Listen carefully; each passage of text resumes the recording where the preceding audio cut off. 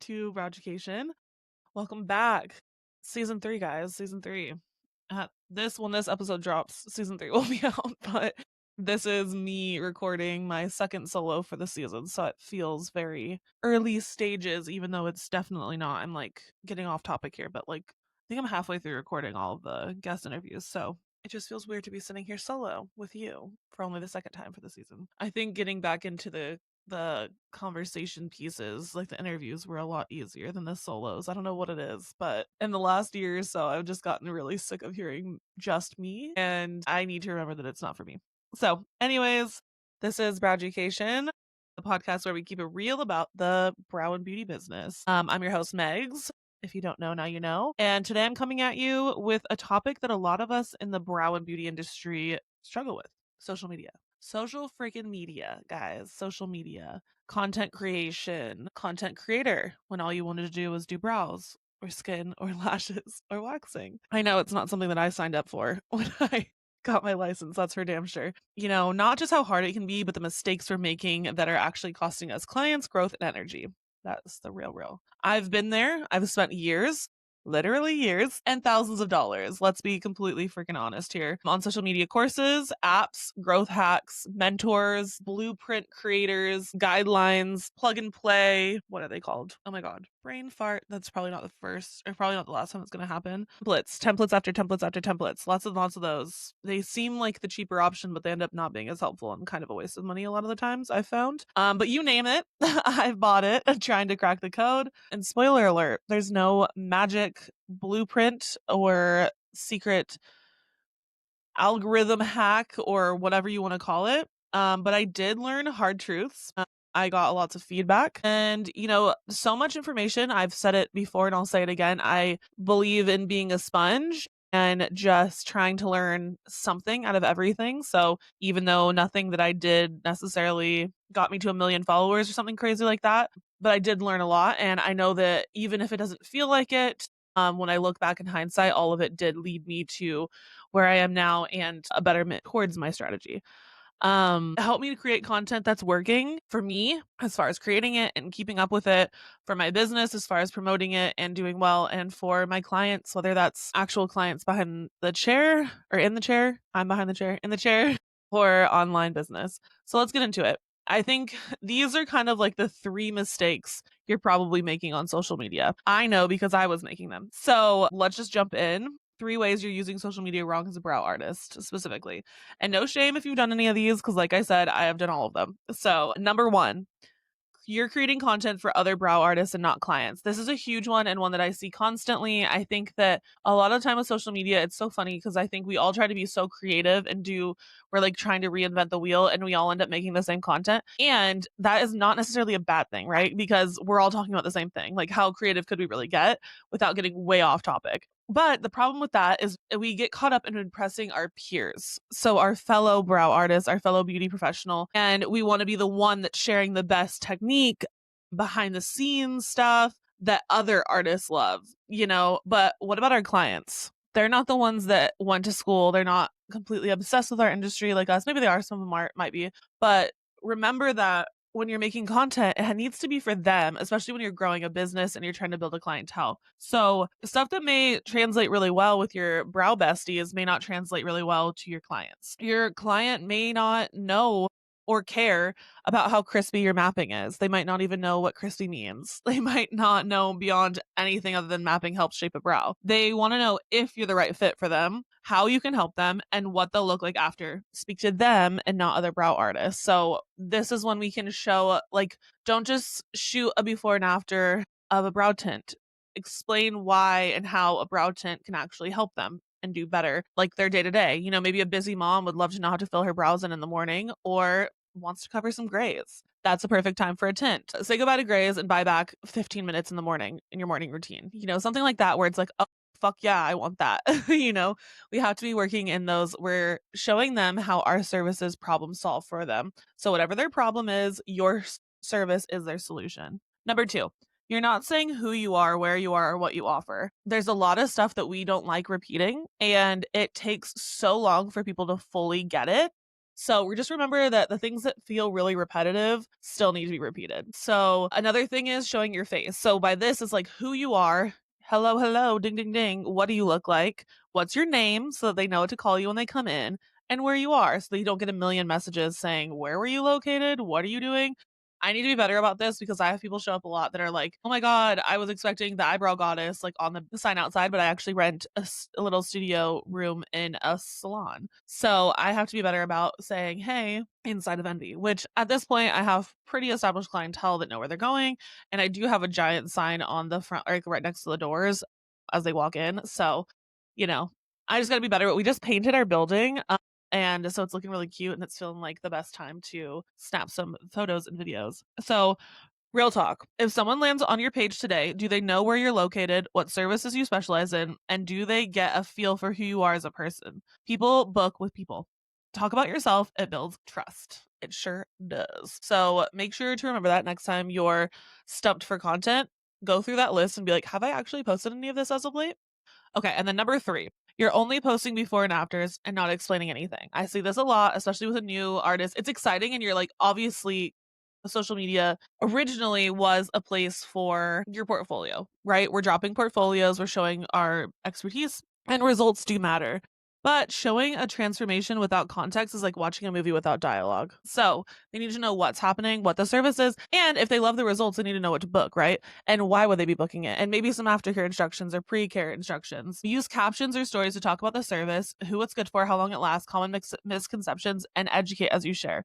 These are ways that you're building trust, you're showing yourself as an expert, and you're helping them navigate what service they should be booking with you. Also, a couple kind of like bullet points that I feel like can be done is posting randomly with no plan. Sometimes inconsistency can work. It can be a strategy, but I do find that consistency for a business, aside from like an actual content creator, makes the most sense. Kind of shows that you're reliable too, I feel like, and not just like ghosting everyone, which I am bad at sometimes, but I try to like preemptively be like, hey, I'm going to be like off for a little bit. Here you go.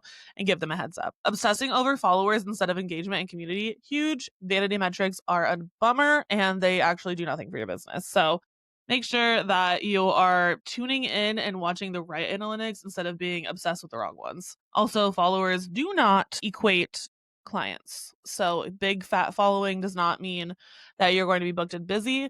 Sometimes it actually means that the huge portion of your followers that are not actually your clients are following you and blocking you kind of like from following your people or from finding your people.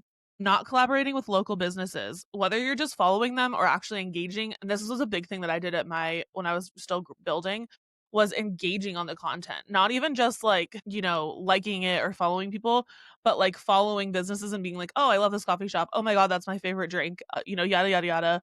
Love this place. Great restaurant.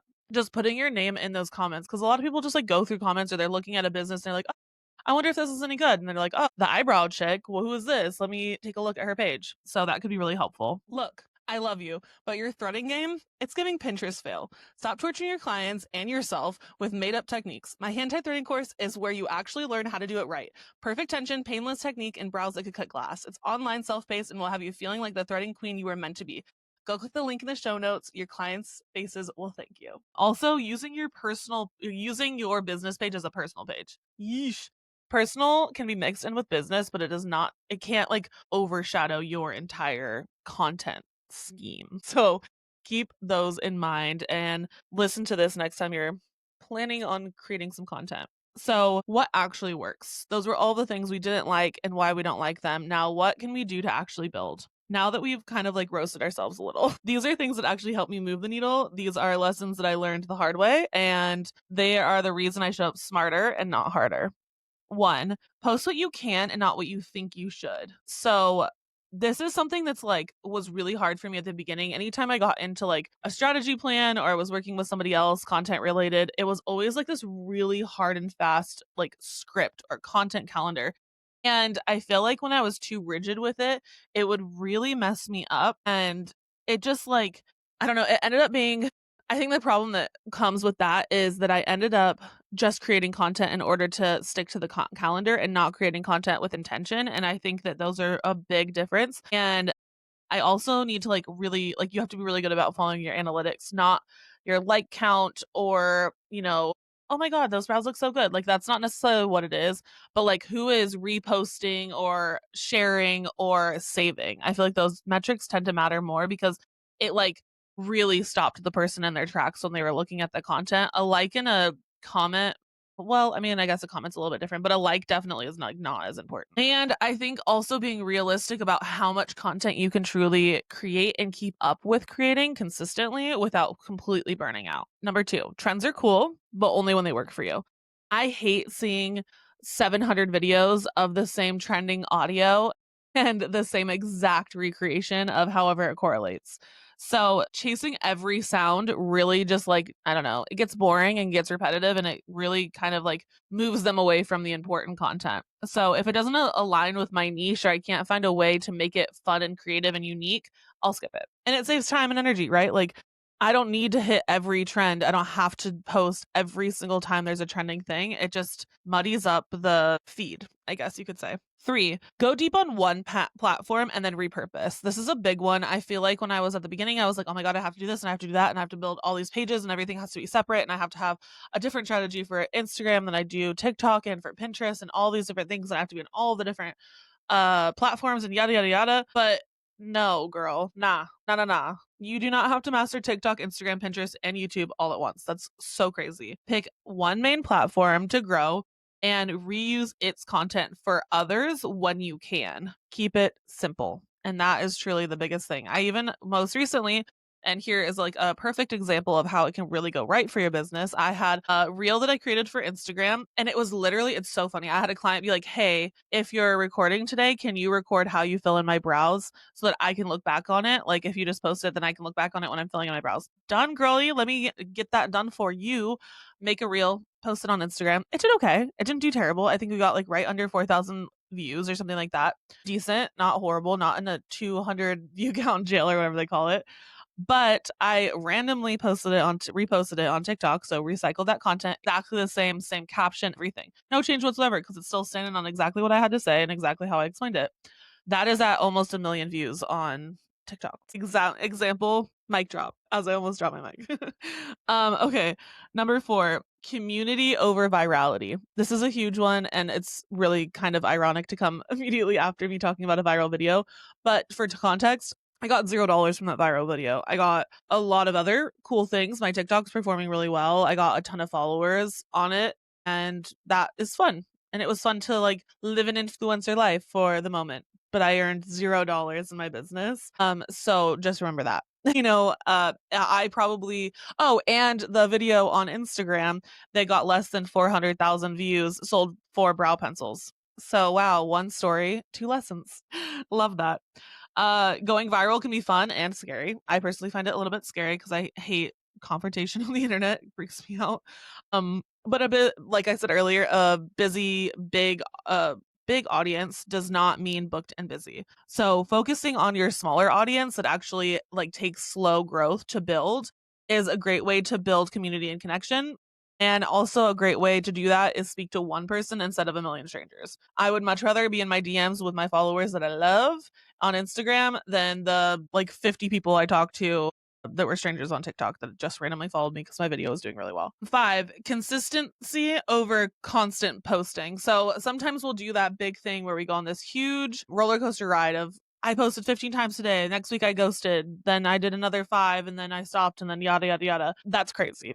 I think consistency is way easier. So I think about a year ago, maybe less, I decided that 3 posts a day or a week would be the most realistic goal I could possibly have for my social media. 2 to 3, 2 more so when I'm like posting consistently on my podcast Instagram. And that has allowed me to be super hyper consistent. And then I like that I keep my reach stays pretty consistent. So I'm not getting like these huge peaks, but I'm also not getting it dropping down super low either. I just feel like I don't need to post every single day. I just want to show up consistently with valuable, high quality content because at the end of the day, quality is better than quantity. Okay, let's just go ahead and quickly wrap it up.